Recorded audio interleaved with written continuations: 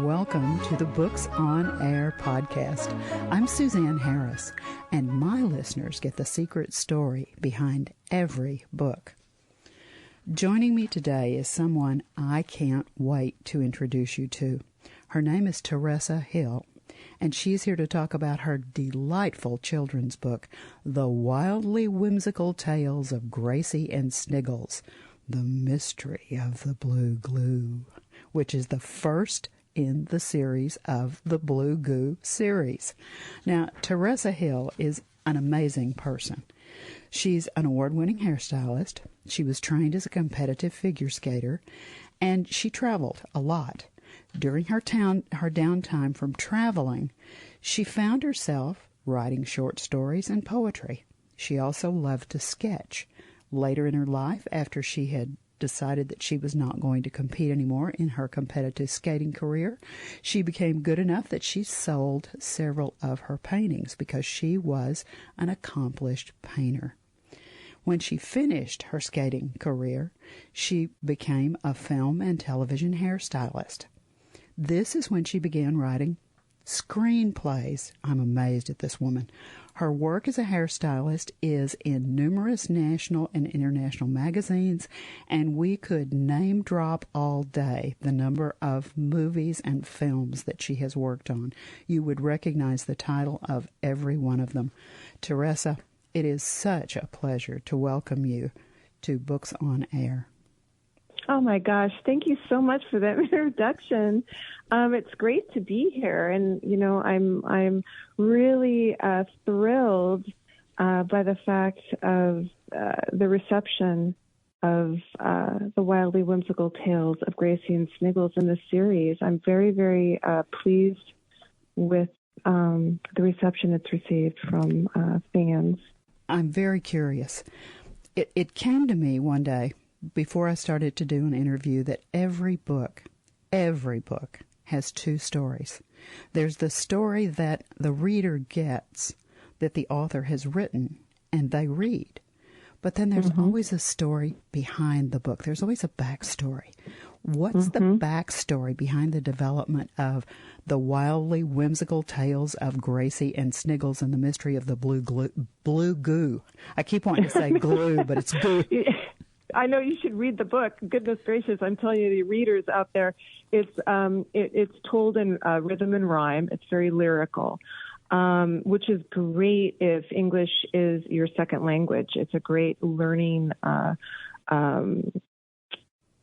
tool to actually learn the English language. But it also, I think, engages young children, and it keeps their parents or teachers on their toes. So the book, the series and the characters themselves, we have Gracie Pacey. Pacey is her last name, who is 7 years old. And then we have Sniggles, her best friend, who's a wrinkly Shar-Pei that wears a top hat and bow tie. And then we have the crotchety old crow, Bob, and Lucy, the pink cat, who's a bit of a diva. And then we have Ziggy, the squirrel, who's just anxiety-ridden and full of, everything's, doomed. He's always very, very nervous. And then we have Mr. Finkelstein, who is a retired wizard who lives next door.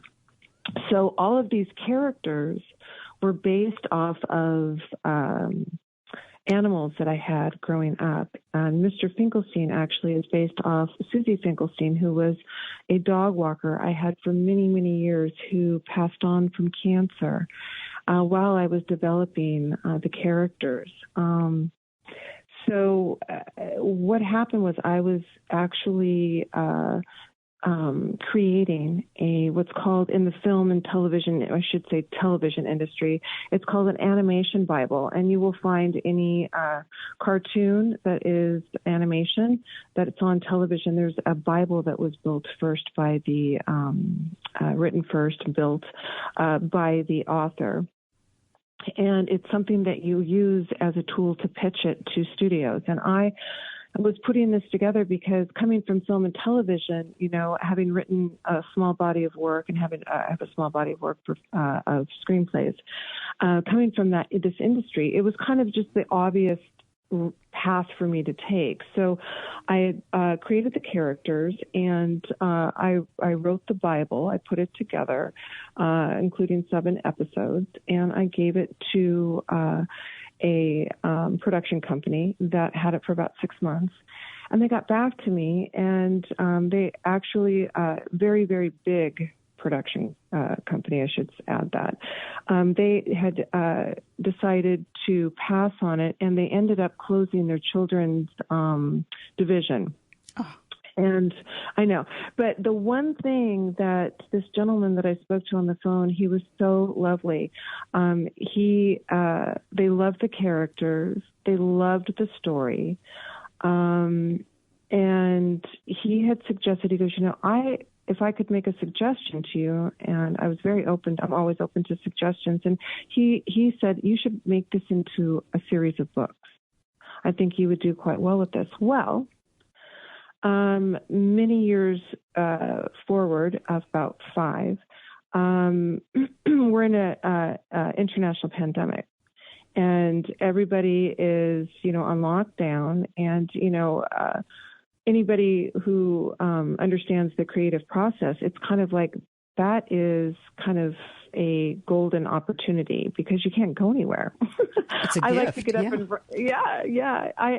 unfortunately, many people lost their lives, and that is the downside of what happened, and that we all had to go through that.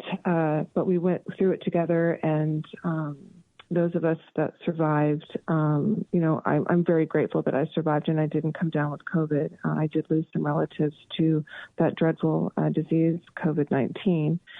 But during the lockdown, I took advantage of it, being in my place, and I started to write a screenplay. And the subject matter was racism. And it got really, really, it's a true story, and it's a very heavy subject matter. And instead of, then we had the Black Lives Matter that took hold. Unfortunately, the death, it's just, there was a lot going on during that time. And I basically had to take a step back, and I wanted to do something a little lighter. And so I was going through a lot of my files, and I came across my characters. And that's when I decided to set that screenplay aside, which I am definitely going to continue doing. But I pulled out these characters, and I started writing the books. The Mystery of the Blue Goo was the first. Boo Hoo was the second. And my third, which I'm working on right now, is Magical Mo. And every one of the series actually deals with an issue that we as a society face, and subject matters that are very difficult to sometimes talk about for some people, and some people don't want to talk about them, and especially with children, but they're not in your face, and they're gently told, and they are, I think, and I have been told by teachers and psychologists, that they are beautifully put, and they are lighthearted. They make you giggle. They might even bring a tear to your eye. Oh, they're so clever. You're just such a clever writer. And I love the fact that in the first book, you use a little bee that's gotten in trouble somehow with the Blue Goo, and he's blue, and now the queen bee won't let him back in the hive. Because he doesn't match the rest of his fellows. He's not yellow. And so he's not accepted because of his color. And it is definitely gently told. It is about acceptance, tolerance, and friendship, and how important all of those things are, those 3 things, for both adults and children alike, to accept and tolerance and friendship. Would you share a little bit of the book with us? Oh, sure. Okay, so Sniggles has actually where this takes off the passage I'm going to read. Sniggles, the Sharpei, has discovered a little bee who was settled on a nettle, and he was crying. And he befriends him and takes him back to the shack where Gracie and the rest are having a snack. So this is where he is introduced to the gang. "Dry your eyes, little Bumble," Sniggles gave him a snuggle. Gracie replied as she stood by his side, "Your color doesn't matter. We don't see the blue, we see you." Then Lucy purred, "There's no rejection. We're all perfection." Ziggy handed Bumble a tissue and said, "Don't worry, little bee. We'll get you home. No need to be sad. You're not alone." Bumble dried his eyes and blew his nose. "Without a doubt, we'll figure this out. Before you know it, you'll be home in the hive where you can thrive," Bob crowed. That's when Gracie leaned in with her quizzing glass to get a closer look at the blue goo. "We don't mean to be prying while you're crying, but we need a clue about this goo," Gracie said. "The blue goo is the first clue. The rose you sense with your nose where you tied your shoe will be our second clue." Suddenly, Lucy's ears began to twitch in different directions, like a periscope on a submarine. "Shh, I detect noise," she whispered. She poised herself, her tail flicking and flailing. They all froze and leaned in with an ear to hear. Just like we're all doing right now. You're terrible, Teressa. You're terrible. I love it. The book. Thank you. Oh, the book is wonderful.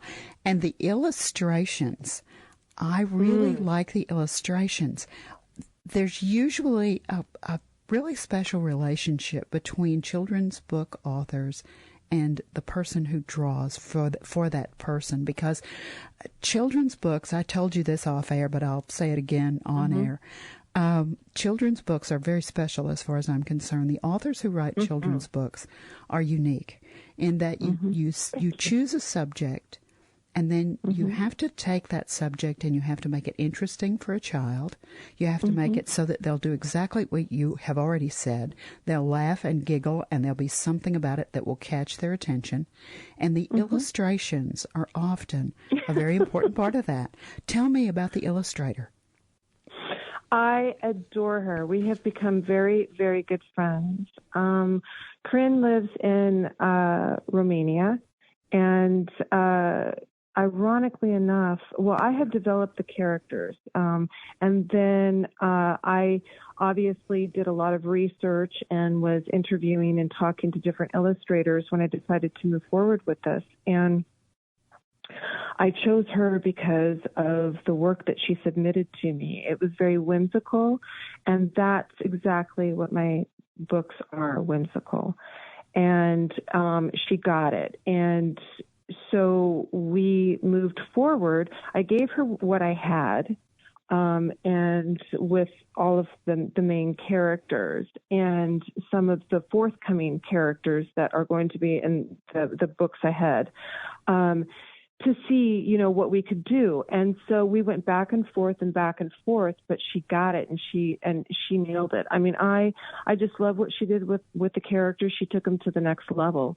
And I really am pleased with where we're going with the new characters that we're going to be introducing to everybody soon. So very, very excited about it. The illustrations are just crazy off the charts good. I mean, they are just so entertaining.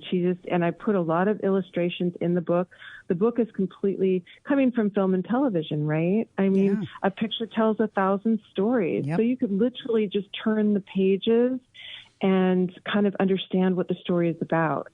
And that's what also makes it fun too, is of course the illustrations. And very, very pleased with where it landed. And on the note of Corinne, she, her country, ironically enough, was being invaded by Turkey.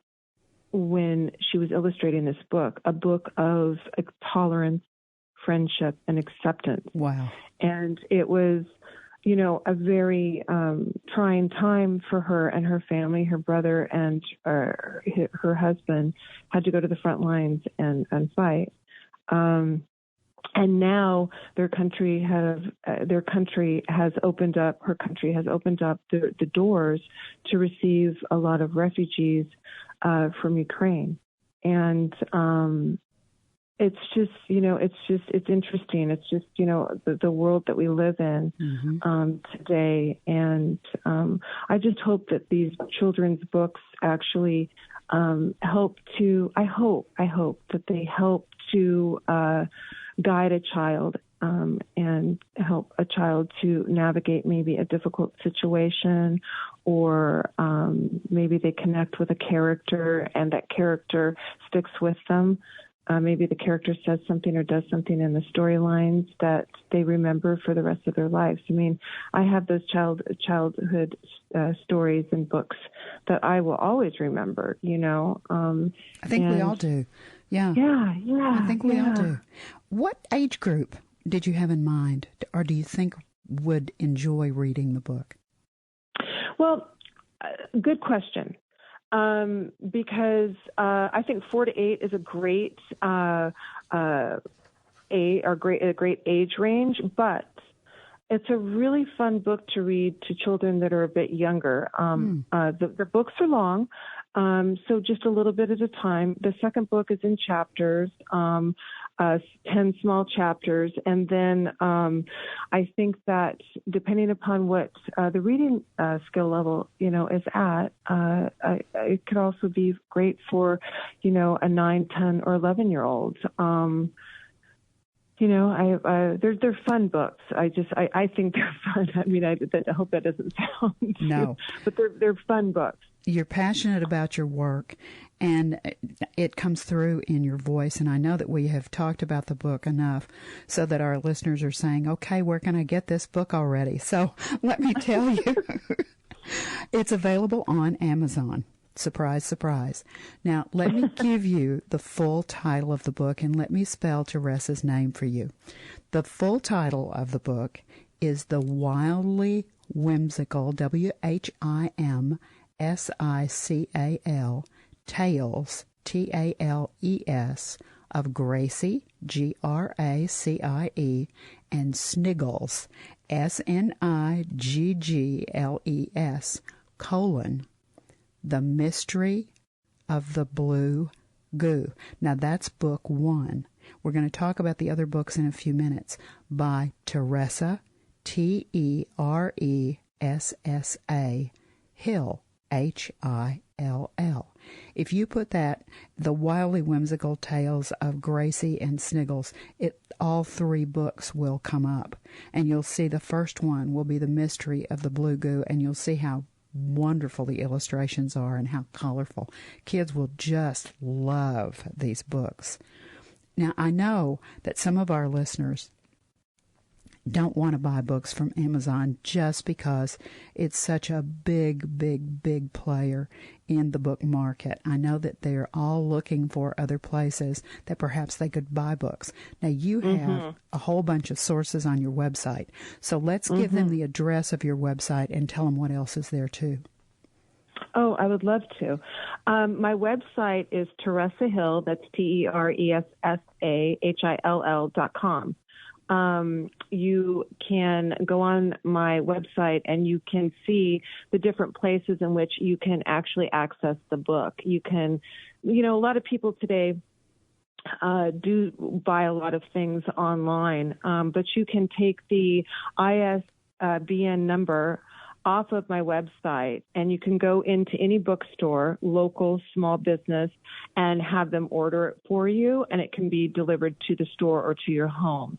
You can also look to see all the different places, Target, Walmart, all the different places that also offer this service as well. So you've got several options there. Now, what else is on your website? I know I looked at it, and there's a big bio of you. And what else will they find there?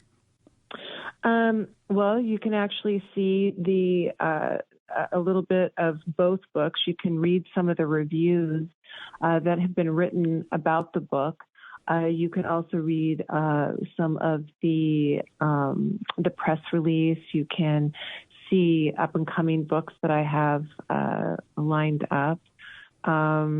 And also, too, you can see some of the charities that are very near and dear to me. I'm a huge advocate, if you guys haven't noticed already, I'm a huge advocate for children and for animals. And you're donating. I think this is important for us to mention. You're donating the proceeds of these books to all the royalties, different organizations. All my royalties from The Mystery of the Blue Goo are going to St. Jude's Children's Hospital. And on that note, I also have donated books to the Ronald McDonald houses where the families stay for free. St. Jude's also has some other houses, too, that I've also given to where children's parents and families stay for free. And they have libraries there. And I highly suggest any authors that are listening today to donate to those libraries. It's, I thought since the proceeds from The Mystery of the Blue Goo are going to St. Jude's Children's Research Hospital, I should have the books available for the children and their families to read. I also am giving my royalties from Boo-hoo to the ASPCA, which is the American Society for the Prevention of Cruelty to Animals. So all the proceeds from the second book will be going to that charity as well. I give to many, which you'll see when you go to my website. I give to charities as much as I can. I mean, unfortunately, I'm not a billionaire, but right. I do what I can to help where I can. I think that it's just extraordinary that you're doing that, and I think it's wonderful. That's literally putting your money where your proverbial mouth is, if you'll pardon the expression. Now, we've talked a little bit about the other two books. Blue Goo is the first. The second one is Boo-hoo, and that's a little Halloween theme book that is adorable. I've sneaked a peek. You. Yes, I sneaked a peek at that as well. And I just think you have done... These characters are so clever. I love that it's in rhyme. I just think, I don't mean to keep raving, Teressa, but if I had a kid, a grandchild, if I knew someone that was having a baby, what a fabulous, fabulous gift the three of the books would make. And I know the third one is due to come out when? Actually, we are scheduling that to come out this summer. The title is The Wildly Whimsical Tales of Gracie and Sniggles, Magical Mo. I love that title. I love that title. So I'm going to ask you one little in-depth question here at the end, because I always think it's really, really, really important for an author to have the last word about their work, especially when their work is as near and dear to their heart as yours is. When our listeners purchase the book, whether they buy it as an adult to read to a child as a bedtime story, or they buy it and give it as a gift to a child so the child will be able to read it themselves, or they're a grandparent and they love to buy those books and sit down and read with grandchildren.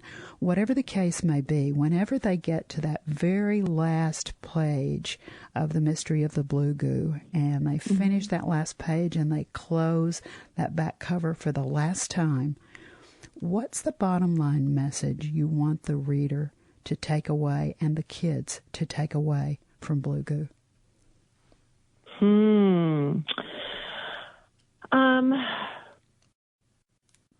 Acceptance, as I mentioned before, of others, tolerance, and friendship, the importance of that, and that we are all perfectly imperfect. And we are all, we all have feelings. And I really hope that, again, the mystery of the Blue Goo, does deal with acceptance of others, and then the next Boo-hoo deals with facing your fears. And then, it's just, they're all basically built on different, like I said, things that, subject matters in which society faces, whether you're an adult or a child. And I truly hope that it helps to helps a child to navigate any difficulties that they might come across in their lifetime, and I hope it sticks with them and, share the love. I couldn't agree with you more, and I think that kindness is also another theme that I detected in the books.